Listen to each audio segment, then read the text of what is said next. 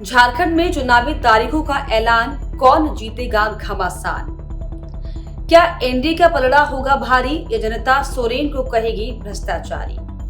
क्या 13 नवंबर से 20 नवंबर के बीच चुनाव कराने के पीछे छिपा है कोई खेला, या छोटे छोटे दल बिगाड़ देंगे बड़ी पार्टियों का राजनीतिक मेला। क्या 5 साल की एंटी इनकम्बेंसी सोरेन सरकार पर पड़ेगी भारी, या लोकसभा में आए नतीजों के आधार पर होने जा रही है एक बार फिर से सोरेन की बारी। नमस्कार, स्वागत है आपका। इंडिया 27 देख रहे हैं आप और मैं हूं आपके साथ लता। झारखंड विधानसभा चुनाव को लेकर चुनाव आयोग की तरफ से तारीखों का ऐलान हो चुका है, जिसमें 2 चरणों में चुनाव आयोग ने चुनाव कराने की बात कही है। जिसमें जो पहला चरण है वो 13 नवंबर को, तो दूसरा चरण जो है 20 नवंबर को होगा।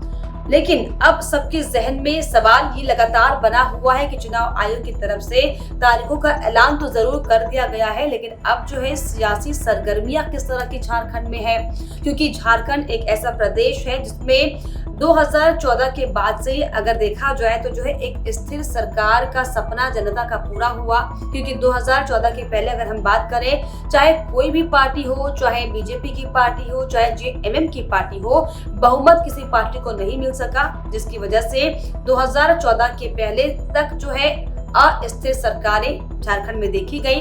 लेकिन 2014 के बाद हालांकि पहली बार था जब रघुवर दास ने गठबंधन की सरकार बनाई, 5 साल का जो है कार्यभार पूरा किया। उसके बाद 2019 में हालांकि सोरेन की सरकार बनी, हेमंत सोरेन की सरकार बनी। हालांकि उठापटक तमाम इस सरकार में देखा गया, लेकिन जो है गठबंधन सरकार ने भी अपना 5 साल का कार्यकाल पूरा किया।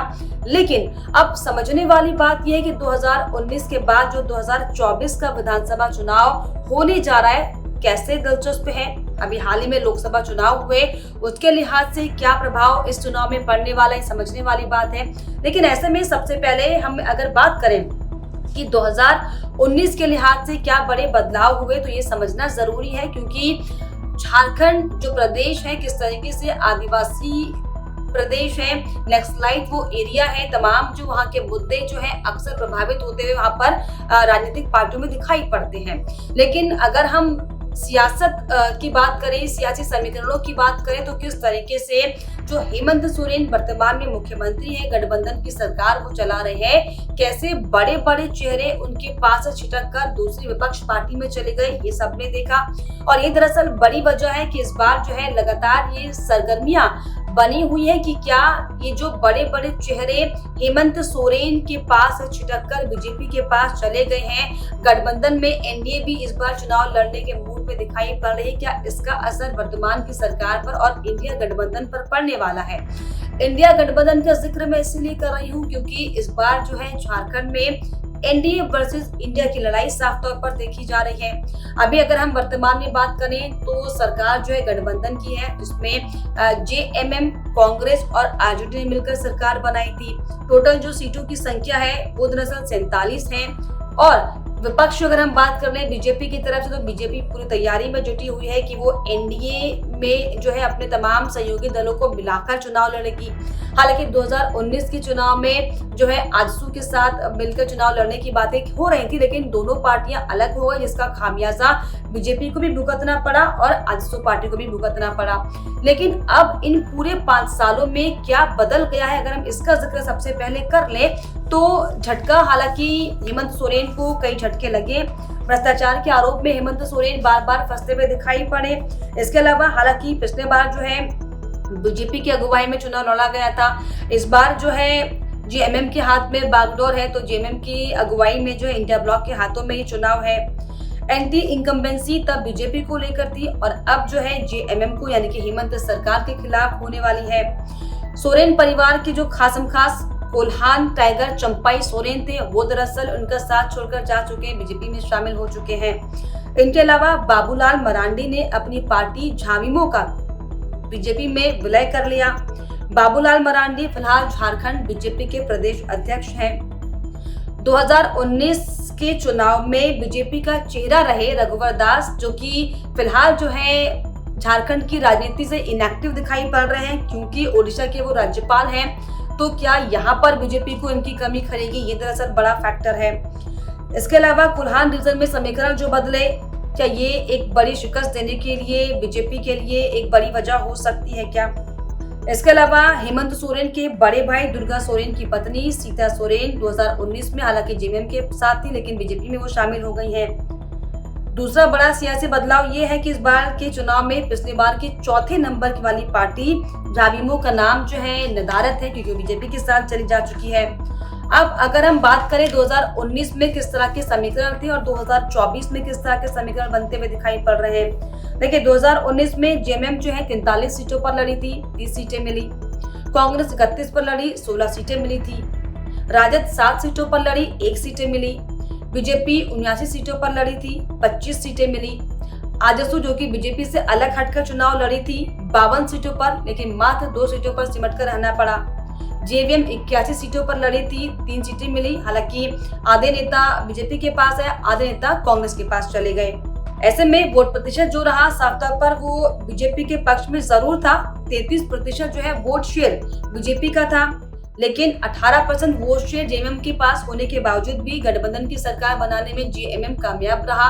ये दरअसल पिछले चुनाव के समीकरण थे, लेकिन अब अगर हम 2024 के समीकरणों की बात कर लें, बहुत ज्यादा राजनीतिक उठापटक इस राज्य में देखने को मिली। और 2024 के हिसाब से अगर समीकरणों का जिक्र किया जाए तो एनडीए वर्सेस इंडिया की लड़ाई यहाँ पर साफ तौर पर दिखाई पड़ रही है, क्योंकि एनडीए में अब जो है कई ऐसे दल भी शामिल हो गए हैं जो पिछले 2019 के चुनाव में अलग थलग होकर चुनाव लड़ रहे थे।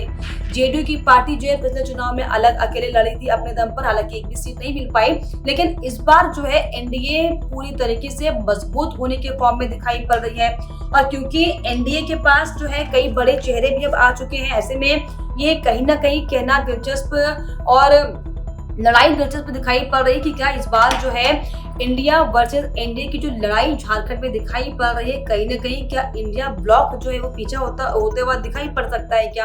क्योंकि अगर हम एनडीए के बड़े चेहरों का जिक्र कर लें, बाबूलाल मरांडी जो कि हाल ही में बीजेपी में शामिल हो गए, अर्जुन लाल मुंडा जो कि केंद्र का बड़ा चेहरा है, हालांकि लोकसभा में जो है खूंटी सीट से चुनाव उन्होंने लड़ा था, लेकिन आदिवासी चेहरा होने के बावजूद भी जो है बीजेपी को हार का सामना करना पड़ा। तो ये दरअसल हालांकि लेकिन बड़े चेहरे जरूर तौर पर देखे जाते हैं। चंपई सोरेन जो है जेएमएम के टाइगर कभी कहलाते थे, वो दरअसल बीजेपी में शामिल हो गए हैं। कमलेश सिंह आदिवासी नेता हैं, गैर आदिवासी चेहरा है, माफ कीजिएगा, लेकिन जनता में अच्छी खासी पैठ इनकी मानी जाती है। तो ये बीजेपी का दामन थाम चुके हैं। अमर कुमार बाउरी ये भी बीजेपी में एक बड़ा चेहरे के तौर पर देखे जा रहे हैं। तो ऐसे में जो एनडीए वर्सेस इंडिया की लड़ाई है, क्या इसमें एनडीए के पास बड़े धुरंधर आ चुके हैं क्या? क्योंकि इस बार जो है जेडीयू भी चुनाव लड़ने के मूड में है, एलजेपी यानी कि लोजपा और वो भी जो है सीटों को लेकर मंथन चल रहा है कि कितनी सीटें जो है इस बार दी जाए एनडीए गठबंधन को। ऐसे में ये भी लगातार अनुमान है कि हो सकता है कि बीजेपी जो है 67 सीटों पर चुनाव लड़े, आजसू को 9 से 11 सीटें दी जाए, जेडीयू 2 सीटें, तो एलजेपी जो है वो दरअसल 1 सीटों पर चुनाव लड़े। लेकिन एनडीए की अगर मजबूती कहीं ना कहीं दिखाई पड़ रही है, तो वहीं दूसरी तरफ इंडिया गठबंधन भी साफ तौर पर मजबूती की ओर दिखाई पड़ रहा है, क्योंकि इंडिया गठबंधन के पास जो है कई बड़े चेहरे हैं जो हो सकता है कि इस चुनाव में एनडीए को जो है मात दे सकते हैं। ऐसे में हेमंत सोरेन सबसे बड़ा चेहरा इंडिया गठबंधन का, झारखंड में उनके नेतृत्व में जो है चुनाव लड़ा जाएगा। कल्पना सोरेन उनकी पत्नी एक नामी चेहरा है। मिथिलेश ठाकुर का नाम सामने आ रहा है। बन्ना गुप्ता, केशव महतो, कमलेश, रामेश्वर उरान, सुदेश महतो, चंद्र प्रकाश चौधरी और सीता सोरेन, ये बड़े चेहरे जो हो सकता है कि इंडिया गठबंधन के लिए सकारात्मक चेहरे साबित हो जाए, जिताऊ कैंडिडेट जो है साबित हो जाए। ऐसे में क्या संशय, लगातार अनुमान बना वाले की सीटों को लेकर, सीट शेयरिंग को लेकर लगातार तमाम पार्टियों में मंथन जरूर चल रहा है, लेकिन ये अंदाजा लगाया जा रहा है कि झामुमो 41 सीट, कांग्रेस 29 सीट, राजद को 6 सीटें तो लेफ्ट को 5 सीटें मिल सकती हैं। तो तमाम जो है राजनीतिक उठापटक हालांकि साफ तौर पर झारखंड में जरूर दिखाई पड़ रहा है। एनडीए वर्सेस इंडिया जो है पूरी कोशिश कर रहा है कि किसी भी तरीके से जो झारखंड का ताज है, जो मुख्यमंत्री की कुर्सी है, वो अपने खेमे में की जाए। लेकिन दूसरी तरफ अगर हम देखें तो छोटे छोटे दल जो है वो भी इस समय बहुत ज्यादा एक्टिव होते दिखाई पड़ रहे हैं। ऐसे में अगर हम खासतौर पर बात कर लें कि बीजेपी पार्टी जो कि मुख्य तौर पर सकारात्मक राजनीति करने के लिए मैदान में दिखाई पड़ रही है, अब की बार योग्य उम्मीदवार, हर घर में हो रोजगार के नारे के साथ बीजेजेपी यानी कि भारतीय जन जागृति पार्टी भी मैदान में है, जिसका मकसद सकारात्मक राजनीति करने का है। ऐसे में कई ऐसे चेहरे बीजेजेपी के पास हैं जो कई विधानसभाओं में जो है अच्छा खासा प्रभाव डाल सकते हैं। ऐसे में हालांकि राष्ट्रीय अध्यक्ष पंकज कमल वो ये कह चुके हैं कि पूरी कोशिश रहेगी कि इस बार जो है जो चेहरे उनके साफ तौर पर उतरे हैं मैदान में, वो कहीं ना कहीं जो है जनता का दिल जीत पाए। प्रत्याशियों की अगर सोचो कि यहाँ पर हम बात कर रहे हैं तो साफ तौर पर झमन प्रसाद बड़कागांव विधानसभा से चुनाव लड़ सकते हैं, मनोज सिन्हा हजारीबाग सदर विधानसभा चुनाव, विनोद मेहता बरकट्टा विधानसभा, वर्षा ऋतु खिजरी विधानसभा जिला रांची झारखंड। तो ये तमाम वो चेहरे हैं जो दरअसल छोटे छोटे दल की भूमिका के रूप में जरूर होंगे, लेकिन ये साफ तौर पर जो पकड़ इन नेताओं की जमीनी तौर पर मानी जा रही है, कहीं ना कहीं ये भी क्या प्रभाव एक बड़ा इस चुनाव में डाल सकते हैं, ये बड़ा सवाल है। ऐसे में ये भी लगातार सवाल खड़े हो रहे हैं इंडिया गठबंधन के तमाम नेताओं की तरफ से कि जो तारीखों का ऐलान किया गया है 13 नवंबर से 20 नवंबर के बीच में, क्या ये भी एक बीजेपी का स्ट्रैटेजी पार्ट है? क्योंकि 15 नवंबर की वो तारीख है जब झारखंड प्रदेश की जो स्थापना की गई थी। भव्य तरीके से झारखंड स्थापना दिवस जो है झारखंड में मनाया जाएगा और इसको लेकर पीएम नरेंद्र मोदी का जो है भव्य कार्यक्रम भी जो है पहले से ही तैयार कर लिया गया है। तो ऐसे में कहीं ना कहीं ये भी सवाल खड़ा होता है कि पहले चरण का चुनाव हो जाने के बाद और दूसरे चरण के चुनाव से पहले तो बीच में पीएम नरेंद्र मोदी का जो भव्य कार्यक्रम झारखंड में किया जाएगा, क्या यहाँ पर भी जनता को इफेक्ट करने की कोशिश, वोट बैंक को साधने की कोशिश बीजेपी की तरफ से की जाएगी? क्योंकि जिस तरीके से जो चुनाव की तारीखों का ऐलान किया गया है, हालांकि पिछले चुनाव की हम बात करें तो 5 फेज में जो है झारखंड का इलेक्शन जो है पूरा कंप्लीट हुआ था, लेकिन इस चुनाव में 2 चरणों में ही चुनाव को कंप्लीट करने की जो है तारीखों का ऐलान किया गया है और इन तारीखों को लेकर भी लगातार जो है सवाल विपक्ष की तरफ से खड़े हो रहे हैं। लेकिन क्या भूमिका विपक्ष की इस पर होती है, क्या कार्यक्रम होते हैं, हालांकि ये देखने वाली बात होगी।